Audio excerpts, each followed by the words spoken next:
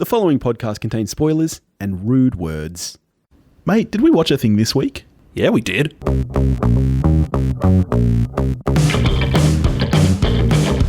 Hey, thanks for joining us here at We Watched a Thing.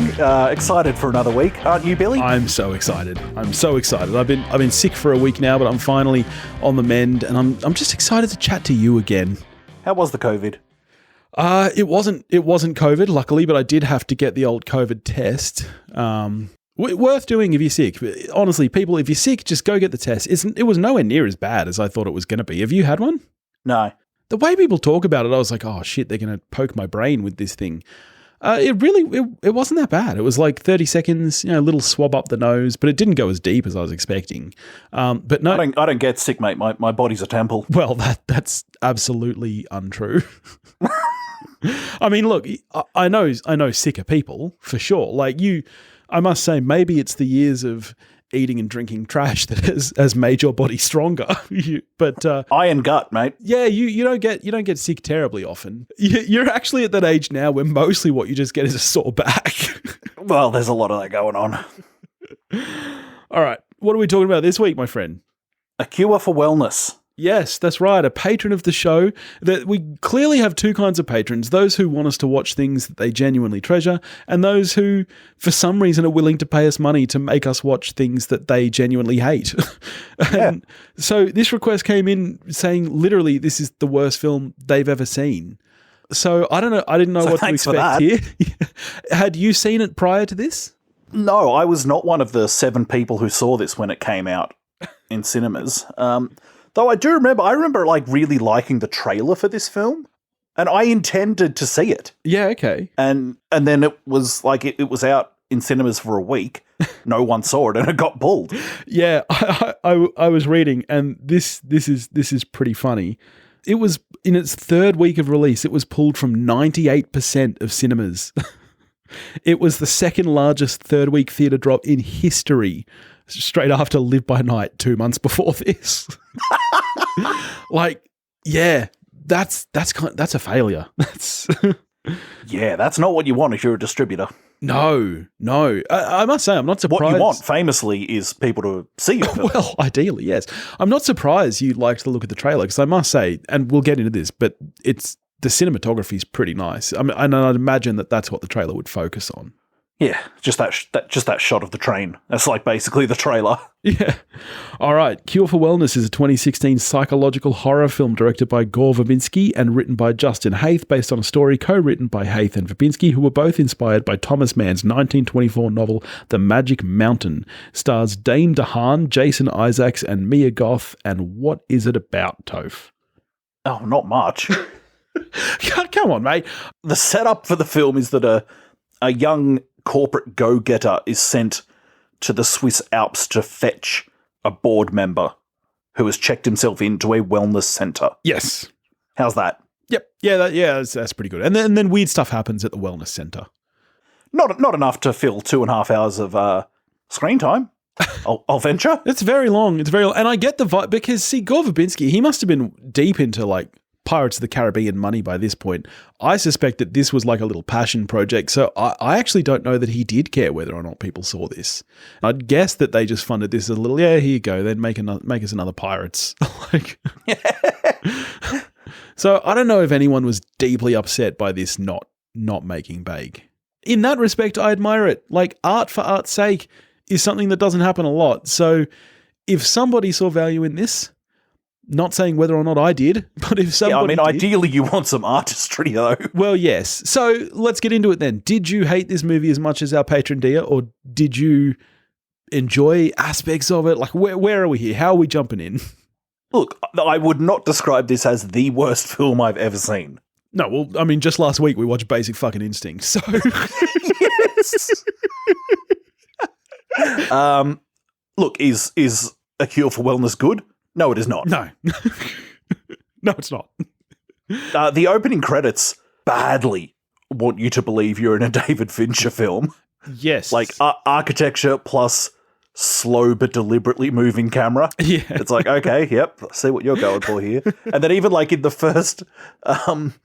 it's very early on, it's trying very hard with its shot selection. Yes. And, there's light refracting through different things, and it's just really pushing this visual notion that things are not as they first appear. Yeah. To a point where you're like, I get it.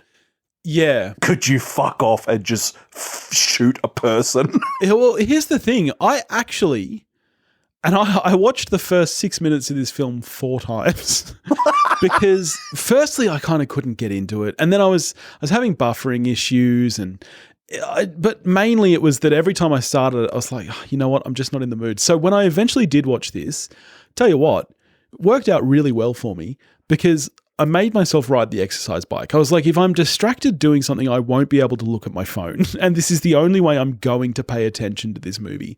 So I rode my bike for the first hour and a half of this movie. It's the longest I've ever ridden that exercise bike for. But even that couldn't save me from paying attention the last half hour. But I must say, those first 6-7 minutes, really gorgeous shots. I liked this movie at the start. It starts out like, okay. It does. It starts out okay. And I actually feel like it's trying to set up some interesting themes. And we'll get into it later, but I don't think it does any of them justice. But I think at the start, it seems like there's going to be some artistry to it. And you think that it might maybe have some interesting things to say and maybe be done in a creative way because it is shot quite nicely at first. And I do feel like that all disappears fairly quickly.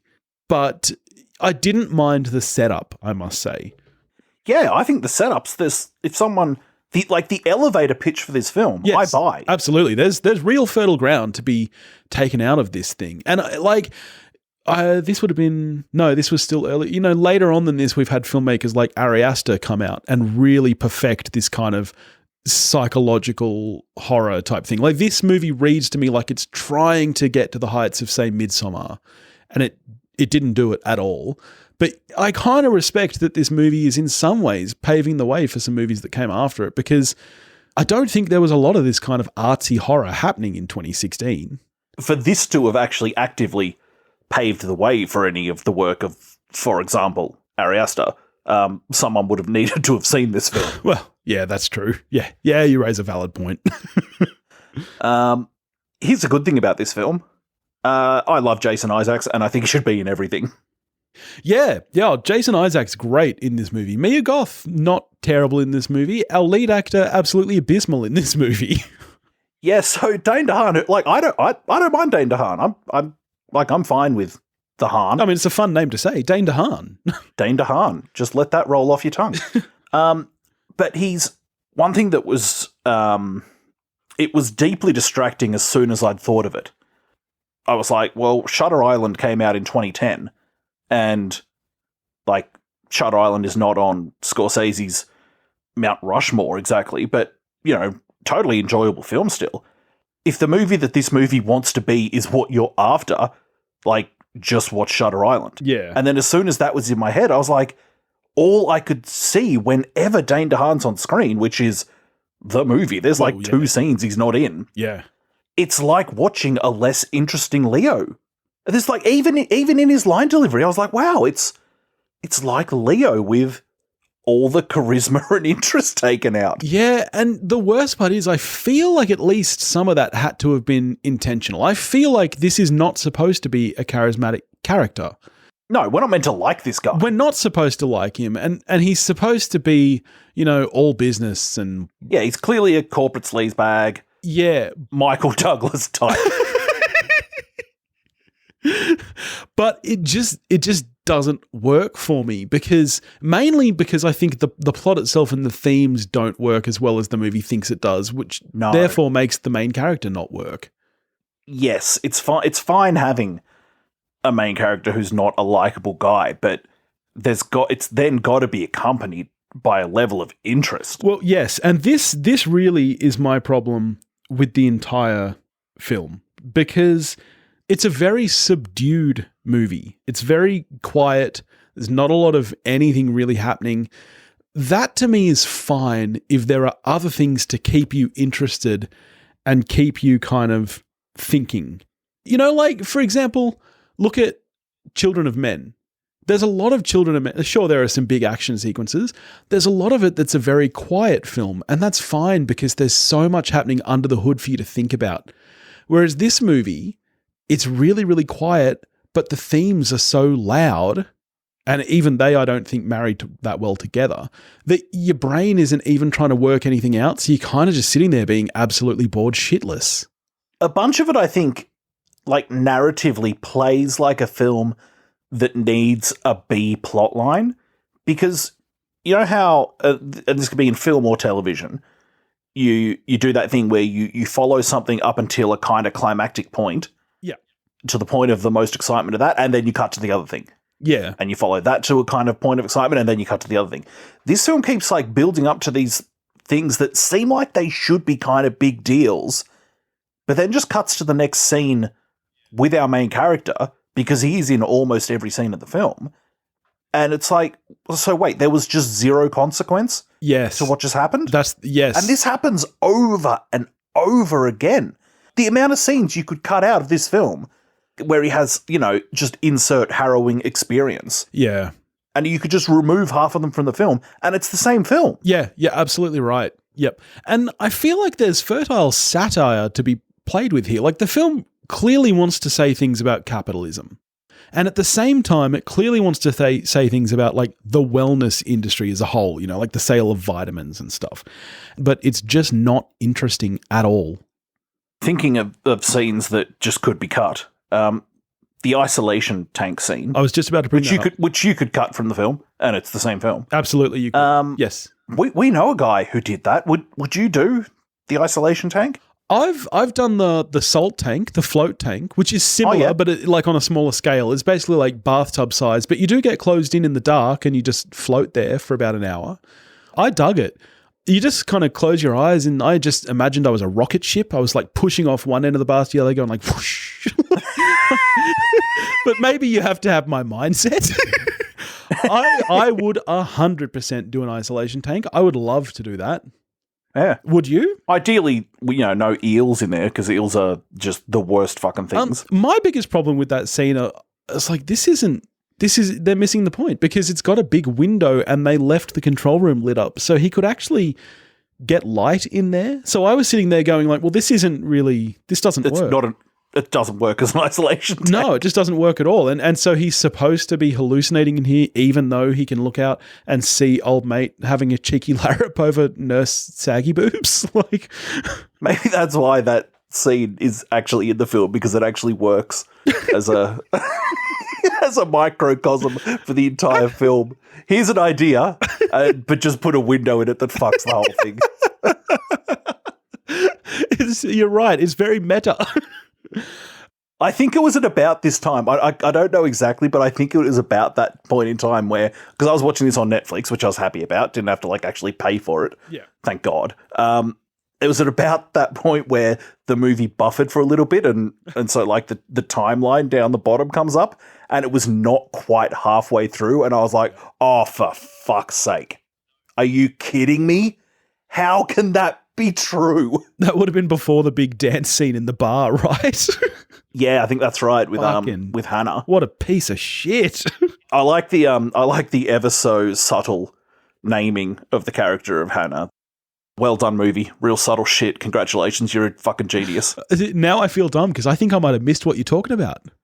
Okay, so Hannah from the Bible prayed to God. There's a whole thing about like she wants kids. Right. Hannah wants kids. Okay, all right. When you just tie that into that character in the film, and so much of what the Baron is about, it's like, well done, you film. Yeah, well, you're amazing. Yeah, this is another one, much like Basic Instinct, where part of the reason I was bored was because the whole point of the movie really is that you're supposed to be sitting there going, oh, what's going on here? Like, you're meant to get the feeling you get from watching, say, Mother, where you're like, what is happening and why?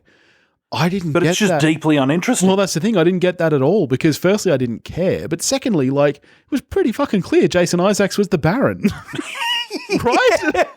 It's like there's no mindfuck here. I feel like this is trying to be a mindfuck movie, and it's really just more of a mind going to sleep bored fucking shitless movie. Yeah.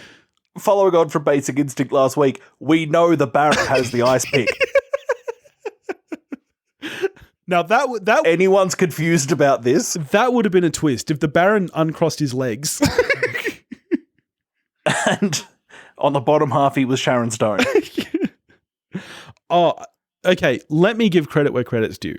One thing I absolutely adored about this movie, the score, and in particular the title theme. Really lovely piece of music. I really enjoyed the score for this film, and it is deserving of a much better film. I think I recall liking it. I couldn't hum you the tune now, but I think I recall liking it at the time. Yeah, no, it's really good. I have added it to my playlist, my scores playlist, and it's very enjoyable. And props to the Swiss Alps. They look delightful. Gotta love them Alps. Yep, them Alps always good. I'd like to go to the Swiss Alps. Yep. On the look of the film, possibly the worst CGI deer I've seen, including 3 billboards. That deer was atrocious.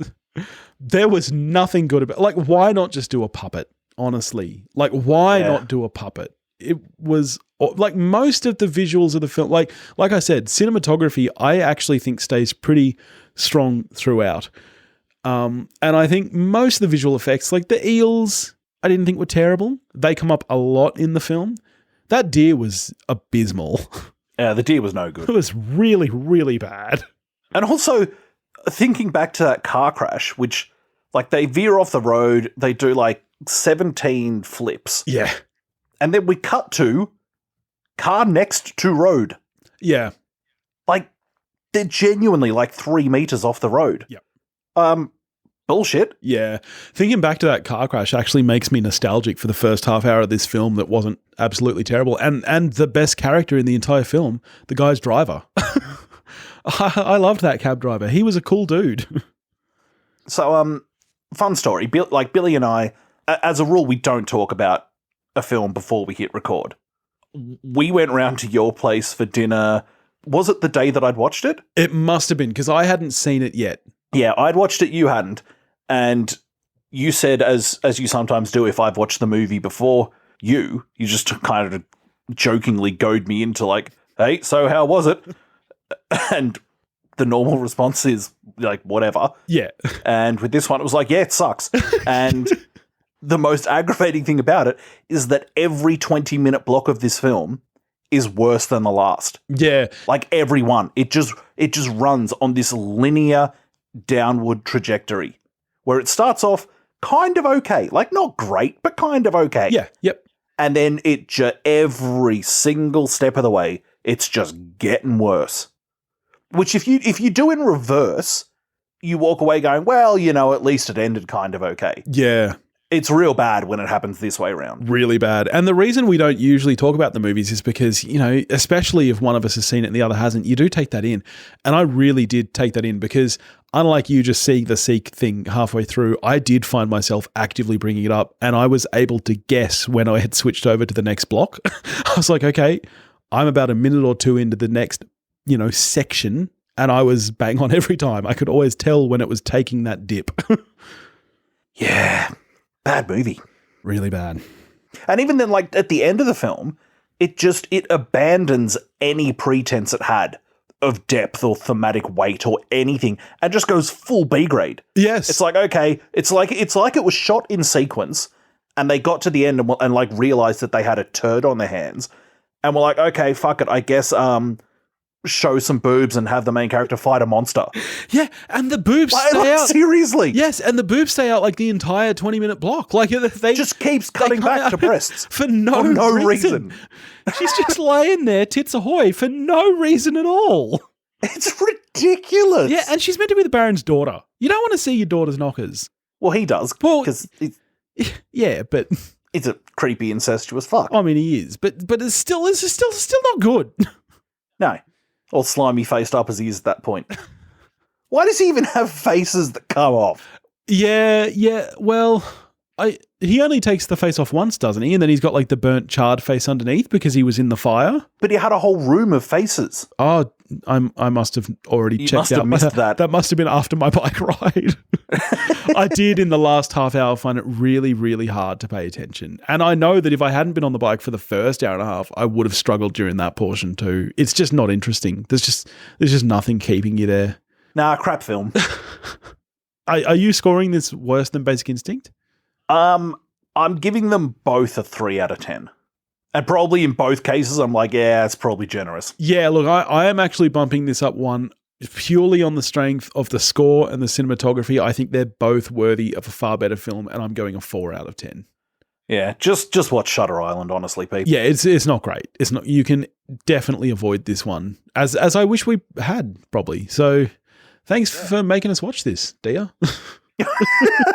Really appreciate it. Looking forward to your next request. All right. Okie dokie. In the meantime, what are we getting to next week, buddy? I think we've only got one more left for Patreon Palooza before we kick it off into Alien Predator territory. That's right. A patron that doesn't hate us has asked us to watch Gone Girl. Yes, which I'm looking forward to because I have not seen this since 2014 when it came out. So I'm really looking forward to rewatching this one. I'm guessing you've seen it a bunch. I've watched this movie so many times. All right. In the meantime, if you want to get in touch with us, you can do that at wewatchedathing.com or wewatchedathing@gmail.com. You can find us on Facebook, Instagram, and Twitter, all under the handle @wewatchedathing. If you want to help support the show and make us watch something like our frenemy Dia did, you can do that at patreon.com/wewatchedathing, and we will catch you next week. See ya.